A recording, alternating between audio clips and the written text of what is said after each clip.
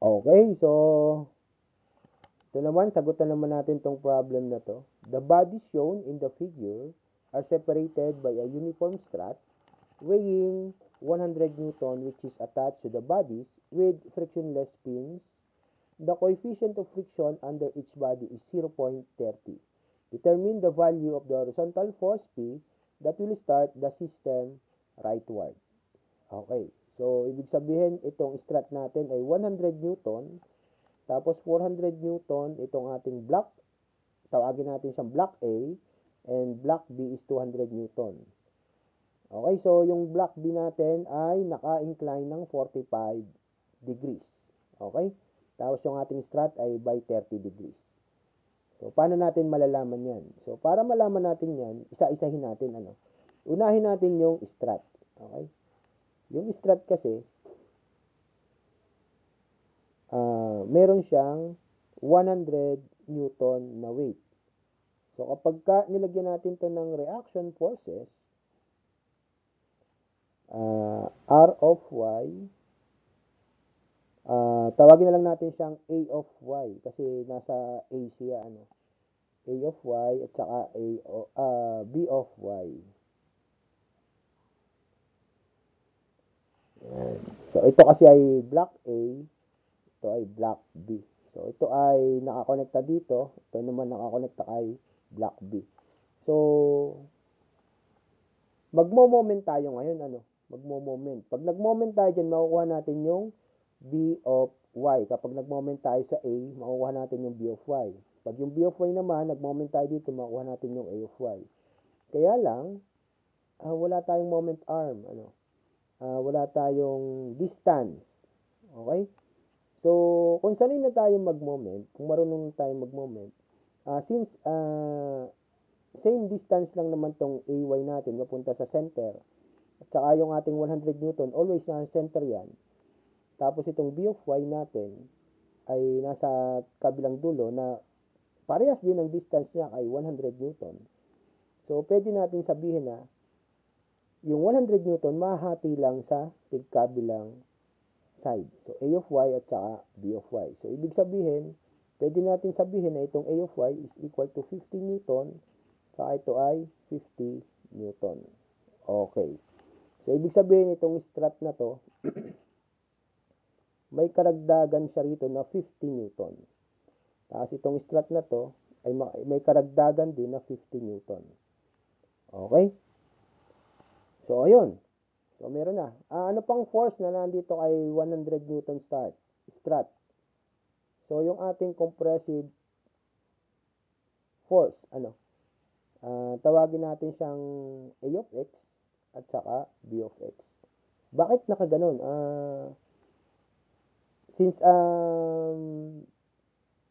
mahirapan kasi tayo pag nag-moment tayo dito ng naka horizontal lang siya. So, kaya ginawa nating technique, yung A of X at saka B of X ay in terms of parang tension na ang ginawa natin. Pero compressive force yan. Okay? So, ayun. Nakuha na natin si AY at saka BY. Yung A of X natin ay equal to B of X. Okay? And A of Y is equal to B of Y equal to 50 Newton. Okay. So, ayan. Kasunod natin gawin ay mag free body diagram tayo ng block B. Okay, sa B. So, tignan natin yung B. So, 200 Newton. So, 200 Newton, 200 Newton, tanggalin ko yung 200 dito sa ilalim, gawin ko na lang siyang B. Tapos, yung ating weight ng strut ay 50 Newton. Okay? Bakit pababa ito? Kasi para mag-equalize yung ating B of Y, bakit nga pala pababa yung 50 Newton na inilagay natin? Pero yung nakuha natin ay B of Y natin dito ay pataas. So, para mag-equalize sila, dapat magkasalungat sila ng direction na ilalagay. So, dito sa strut ay pataas. Pagdating dun sa block, pababa naman siya. Okay? So, ayun. Ano pa? Yung ating 30 degrees. compressive force, 30 degrees yan. Ang tawag natin dyan, tawagin na lang natin siyang B of X. So, pagkadating dito sa horizontal, 30 degrees din yan. Tapos, meron ka ritong naka-normal, normal at B, tapos yung friction ng B. Ano ba yung relationship ni N of B at saka F of B? So, mu is equal to 0.3 equal to F over N. Okay? So, this is, tawagin natin tong F over B at saka N over B na equal to R sub B. Okay? So, R sub B. Hindi pala R sub B yun. Yung ating resultant ng F of B at saka N of B ay R sub B. So, lagay natin dito sa ating free body diagram, R sub B.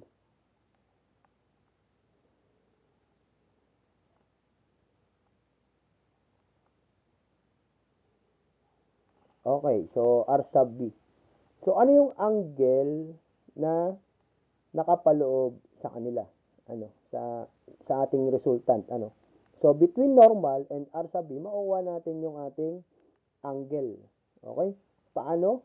So, since F of B over N of B is equal to tangent theta. Okay? So, this is theta. Bakit tangent theta? Itong ating opposite side, yung F of B, ang adjacent side natin ay N of B. So, that is also equal to tangent theta. So, therefore, theta is equal to arc tangent of 0.3. So, theta is equal to, masosolve natin as, ilan nga ba? Shift tan 0.3, 16.7. Okay? 16.7 degrees. So, 16.7, Okay. So, ayan.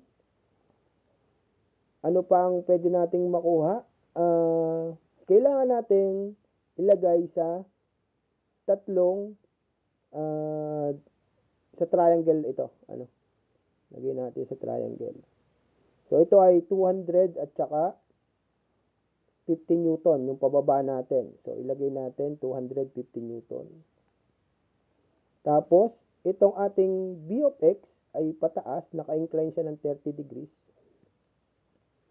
So, kung ito ay 30 degrees, ibig sabihin ito ay 60 degrees. Tapos, meron tayong R of B. Ito ay B of X. Ito ay R of B. So, tignan natin kung ano bang magiging angle nitong R of B natin. Okay? So, ito kasi ay F of B at saka N of B ay naka-90. Okay? Naka-90 yan. So, pagdating dito ay horizontal, mahati lang sila, tig 45 ito. 45 degrees, ito 45 degrees din. So, ibig sabihin, itong angle na maliit ay 45 degrees minus 16.7. So, ilan yan? 45 minus 16.7, 28.3. Okay? 28.3 degrees. So, ibig sabihin, ito daw ay 28.3 degrees. Tapos, syempre, ito ay 60, 90, so 30. So, ang total nito ngayon ay 58.3 degrees. Okay? Ayan. So, ano naman ang angle nito? Isa. So, i-minus natin sa 180 ang mga yan. 180 minus 60 minus 58.3. 61.7 degrees. Okay. So, meron na tayong 61.7 degrees, 58.3 degrees, saka 60 degrees. Meron kang 250 Newton, tapos B of X, saka RB. So, ano ba ang hinahanap natin? So, kailangan natin makuha yung P. So, dapat makuha din natin tong compressive force na nandito which is also equal to b of x. So, b of x na lang kunin natin. Ano? B of x na lang. So, para makuha natin si b of x, b of x all over sine 61.7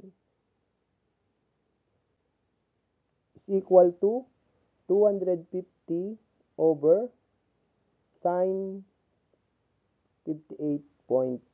So, b of x is equal to ilan? 250 sine 61.7 divided by sine 58.3. 258.72.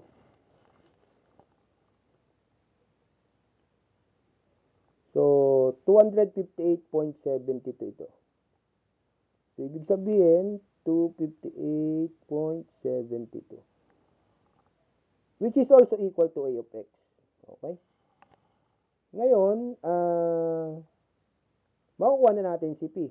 Kailangan na lang natin ay block diagram or yung free body diagram nitong ating block A. Okay? So, magpahing muna ako para ito ay ating mailagay yung free body diagram ng A. Okay? So, free body diagram of A. Okay? So, ayun. Meron tayong block A, tapos may force P, tapos meron kang 400 Newton, at saka meron ka doon sa strut na 50 Newton.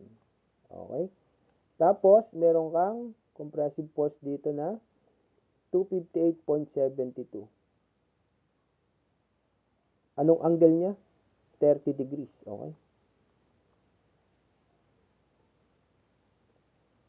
Ano pa? Normal. Okay? Normal. Tapos, meron kang frictional force. So, magkakaroon ka ng R sub A. So, this is na-compute na natin kanina, which is equal to 16.7. Okay? So, ibig sabihin, ano yung magiging angle nito ngayon? Ano yung angle nito ngayon? So, 90 degrees minus 16.7, 73.3 degrees. Okay. So, pwede na tayong magkaroon ng summation of forces. Okay? Summation of forces at ano ba unahin natin? Y muna equals 0. So, 450 pababa. So, negative 450 plus R of A. Syempre, ang kukunin natin ay pababa tayo. So, sine 73.3. Okay? Tapos, ito naman, 258.7 pababa. So, minus 258.7 sine 30 equals 0. Okay, so makukuha na natin si R sub A.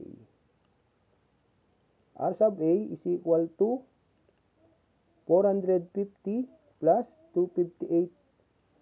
0.7 sine 30 all over sine 73.3 equal to ilan? 450 plus 258.7 sine 30 divided by sine 73.3, 604.86. Okay. So, summation of forces naman tayo at x equals 0. So, nandiyan na si P. P minus 258.7. 258.7 lang pala ang nagamit ko, no? Di bali na. Cosine 30.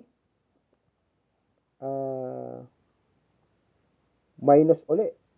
Minus, ano yung R sub A natin? 604.86 cosine 73.3 equals 0. So, P is equal to ilan? 258.7 cosine 30 plus 604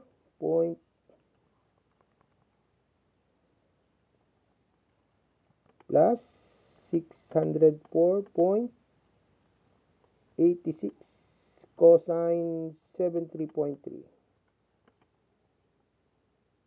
So, ang ating P ay 397.85.